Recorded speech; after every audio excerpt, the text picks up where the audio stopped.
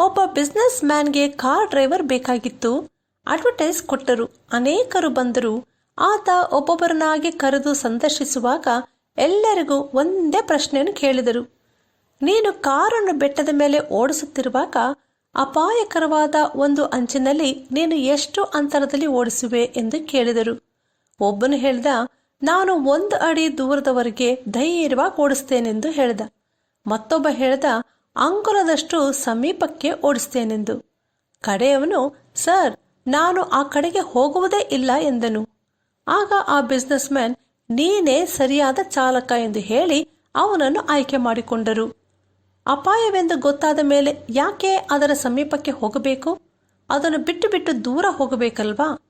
ಕೆಲವು ಸ್ನೇಹಿತರು ಹೇಳ್ತಾರೆ, 1 ದಿನ ಅಷ್ಟೇ, ಸ್ವಲ್ಪ ಕುಡಿದ್ರೆ ಏನೂ ಆಗಲ್ಲ ಅಂತಾರೆ. ಆದರೆ ಆ ಅಭ್ಯಾಸ ಸುಲಭವಾಗಿ ಬಿಟ್ಟು ಹೋಗುವುದಿಲ್ಲ, ದೀರ್ಘಕಾಲ ಮುಂದುವರಿಸ್ತದೆ. ನಂತರ ಪಾತಾಳದಲ್ಲಿ ಬೀಳಬೇಕಷ್ಟೆ. ಪಾತ್ರೆಯಲ್ಲಿ ಕೆಂಪಗೆ ಥಳಥಳಿಸುವ ದ್ರಾಕ್ಷಾರಸದ ಮೇಲೆ ಕಣ್ಣಿಡಬೇಡ. ಅದು ಗಂಟಲಿನೊಳಗೆ ಮೆಲ್ಲಗೆ ಇಳಿದು ಹೋಗಿ ಆಮೇಲೆ ಹಾವಿನಂತೆ ಕಚ್ಚುತ್ತದೆ.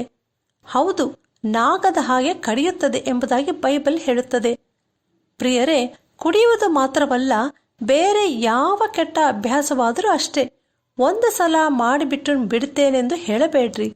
ಇದು ಹೇಗಿದೆ ಎಂದು ತಿಳಿದುಕೊಂಡ ಮೇಲೆ ಬಿಟ್ಟು ಬಿಡುತ್ತೇನೆಂದು ನಿಮ್ಮನ್ನು ನೀವೇ ಮೋಸಪಡಿಸಿಕೊಳ್ಳುವುದು ಬೇಡ. ಕೊನೆಗೆ ಆ ಅಭ್ಯಾಸ ನಿಮ್ಮನ್ನು ಅಪಾಯದಲ್ಲಿ ನಿಲ್ಲಿಸುತ್ತದೆ. ಆದ ಕಾರಣ ಎಲ್ಲ ಕೆಟ್ಟದ್ದನ್ನು ಬಿಟ್ಟು ಬಿಟ್ಟು ಶೋಧನೆಯಲ್ಲಿ ಬೀಳದಂತೆ ನಮ್ಮನ್ನು ಕಾಪಾಡಿಕೊಳ್ಳೋಣ. ಅದಕ್ಕೆ ತಕ್ಕ ಮನಸ್ಸನ್ನು ದೇವರಿಂದ ಕೇಳಿ ಪಡೆದುಕೊಳ್ಳೋಣ.